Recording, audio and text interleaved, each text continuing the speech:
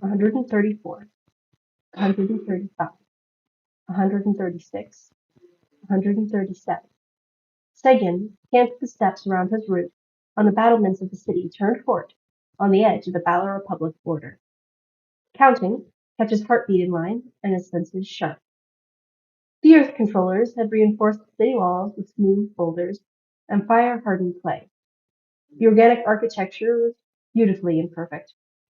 Watching the creation process of an elementary building was an awe-inspiring and humbling experience.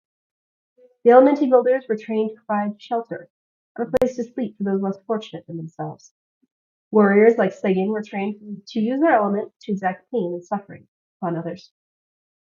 Segun envied the builders for having control over the earth element instead of the water element. Water was only useful to a farmer, a warrior, or a highborn, and since he was born into a middle-class family, his fate had been sealed from the beginning. Segun's route overlapped with three other warriors for only a few minutes at a time, leaving little time for conversation. His brother would reprimand him for being half a minute off schedule. He always rubbed it in his face that his father would give him the family heirloom time zone. His life was filled with routine boredom, punctuated by moments of intense fear. The warriors inside the fort walls were dueling, going over battle plans, or resting. You could taste the fear in the air. The civilians were too stubborn or too stupid to leave the city on the new front lines of the Animalian conflict, were trying to go about regular daily life. The Animalians had been sighted not too far from the city, leaving only two destinations, and Segun's fort presented the better target. Segun dwelled on the looming threat that was hung over his head as soon as they had identified his element. His brother would tell him he should at least try not to be so paranoid. He wished he had been assigned to guarding the back gate with his brother. In an instant, the sound of animals and insects on the savannah ceased. The silence grew oppressive. Segun deviated from his patrol route and walked closer to the warning gong. The polished copper gong hung suspended from a pole off the side of the north tower.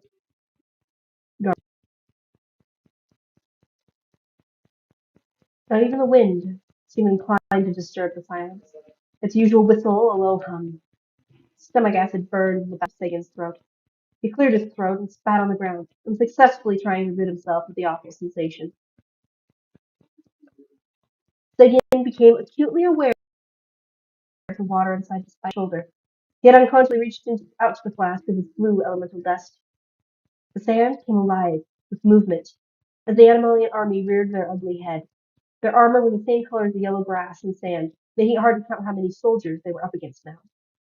They had grass attached to their headdress and armor to hide their approach. They raised their shields above their heads and huddled together. As they advanced, the wall of shields would be almost impossible to pierce. Segun's hand steadied the flask at his side as he closed the distance between him and the warning gong. The air vibrated and he rang the gong again and again. His fellow warriors abandoned what they'd been doing and readied themselves for battle. The civilians screamed, rushing to arm themselves or hide. Doors and windows slammed shut and locked. Everyone rushed to barricade their homes and businesses. Segun could feel the rumbling sound of stone moving against the earth as the stone controllers shut the gate. Water and wind controllers scrambled onto the battlements. Segun's commander stepped into the battlements. His eyes hardened as he shouted orders to his men. Clear the moat. Send a message to the others, and ready yourselves for battle. Silver elemental dust sprang from the fingers of the wind controllers. The dust swirled around the fort faster and faster until the low whistle of wind transformed into a howling cry. They blew the empty moat paved with flat stone clean and sent a dust cloud into the air. Bronze elemental dust mingled with the silver as an earth controller pulled the dust clouds to form the words to send a message to the nearby forts and military base. Animalian attacking. Numbers unknown. Send reinforcements. The reply came back in the clouds from the nearest fort. Coordinated attack. No available reinforcements. Earth controllers and wind controllers worked together to twist and contort the dust cloud into a storm of great magnitude. The first platoon of Animalians plunged into chaos in a mad scramble to stand upright in the face of the sudden storm. The air around the city became toxic and stifling, poisoned anyone that dared to breathe it. Emil motioned him over, shouting to be heard. We're going to surprise the Animalians with a bath. Kreda knows they need one. Segun smiled despite his fear.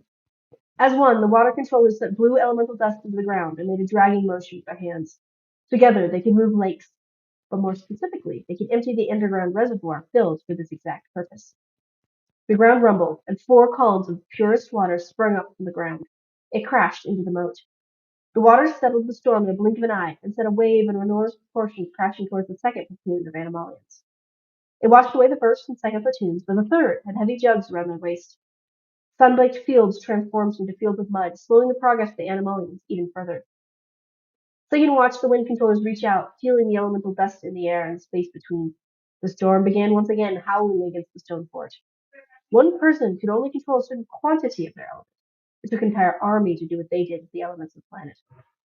An explosive sound shook the city to its core. Debris sent Segun and the other warriors hurtling off the battlements and into the courtyard. The wind fell. The storm ceased. Segun gathered his elemental dust around him and created a series of cushions of water to break his fall. He hit the ground and hissed in pain. The guard towards the south wall groaned. The guard tower towards the south wall groaned, but it did not fall. Segun's heart pounded in his ears, and he tried to roll from his back onto his knees. Explosives are mineralized. Have we been betrayed? Elemental warriors poured out of the newly opened hole like angry bees defending their nest.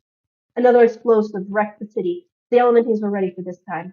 The stone controllers stopped the debris from raining down on the warriors inside the city. But they failed to support the wall. The west wall crumbled and tore away the last support from the southern guard tower, sending it careening towards the ground. The falling tower crushed both Animalian and Elemental warriors. Dawning horror blossomed in Segun's mind, and dulled the throbbing pain in his leg. His breathco was guarding the south gate. The smell of burnt stone and scorched earth assaulted Segun's sentences, feeding his nagging fear. His eyes stung, but he refused to shed a single tear. If anyone could survive, it would be his breathco. Segun's legs collapsed underneath him at the sight of a bloodied time stone. His family heirloom, thrown from the explosion and rubble that was once the south gate. No. You promised me we would survive this, that we'd return home as heroes, and we would brag to Mashka about our brave exploits. What am I supposed to do now? He could almost see the furrowed brow that hid the fury of the fire controller staring him down. His breathco had told him to pull himself together and finish the battle. Segun stood in a slow, painful motion. You're right. It's not the time for mourning. I shall make our family proud, breathco, and avenge your death. Speaking those words was like swallowing glass, sharp, agonizing, and impossible to believe. From the rubble, several spirits and shadows were released. Segun knew his breathco would be a spirit and not a shadow. They'd never darkened his soul. May the creator of all guide your soul to Zephyr, the promised land. Segun whispered the blessing. The spirits melted through the wall to begin their journey. The creator would give his breathco all the honors he had earned. A strike team, composed of 6 Ursid and 2 Silvers, had entered the gaping hole on the south side of the fort. The Silvers were the clan of zealots worshipping their false god Segun with destruction and death. They wore the skin of a Namur jaguar.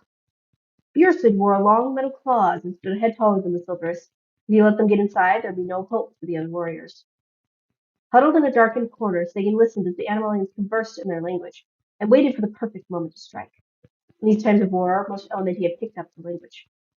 Segun knew they had sniffed him out when the conversation stopped mid-sentence.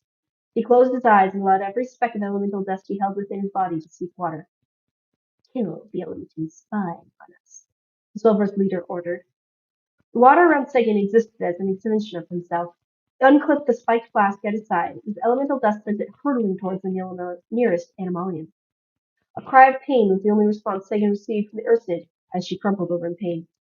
The flask changed directions with a sudden motion of his hands and spun towards the face of another. This Ursid had no time to react to the appearance of the spiked flask and was knocked off his feet. But he was only stunned. It would take more than that to kill an Animalian. Segun no longer had the element of surprise on his side. The third Ursid ran towards Segun with a growl, metal claws outreached. Segun pulled the flask back towards himself and sent it towards the face of his new attacker. Forced to abandon his attack, the Ursid dodged Segun's spinning flask. But the flask embedded itself into one of the stone walls and refused to come loose. He could pull the flask free. He couldn't pull the flask free no matter how hard he concentrated on the water inside. The remaining Ursid drew closer and closer. Their war masks contorted into sneering expressions. He waited until the last second as the Ursa were just about to close in for the kill, and sent his elemental dusk into the flash, forcing it to burst, sending iron nails and bone from the flask flying like shrapnel. Blood seeped out of his shoulder wound. It felt like an iron nail, but it could have well been a piece of bone. He doubted he'd live to find out which. The two Silvers hissed. He was sure they were more angry that they'd not foreseen this kind of desperation by the slaughter of the Ursid. They unsheathed their obsidian blades from their wooden scabbards. The cry of battle resounded through the savannah that had surrounded the fort. The water controllers in the battlements whipped the water in the moat around, desperately trying to force the water into a useful shape. There simply were not enough water controllers left. Fires burned, earth moved, and the Animalians made shadow and spirit of men as they fell in defense of their way of life. Segun shut down all external and internal stimuli. His elemental dust plunged deep, deep into the earth. He did not feel the pain in his shoulder, nor the gouge in his leg. An unearthly calm expression rippled over Segun's face as he stood with a grace he should not possess.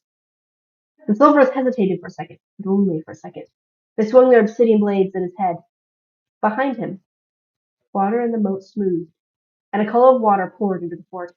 Tendrils of water grasped the Silvers and dragged them down into the moat. The harder they struggled, the faster they drowned.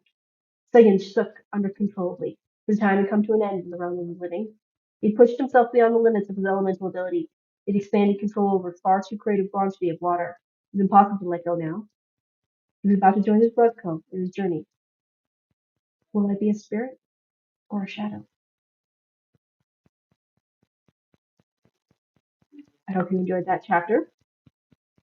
Next week, we're going to dive back into the Alliance talks. The King's Guard won't believe her, and Jaden's assurances were hollow. How could Sahara keep the king safe? Spies and assassins, true love, and Alliance mediations. Thank you guys so much for joining me this week, and I look forward to sharing with you another chapter next week.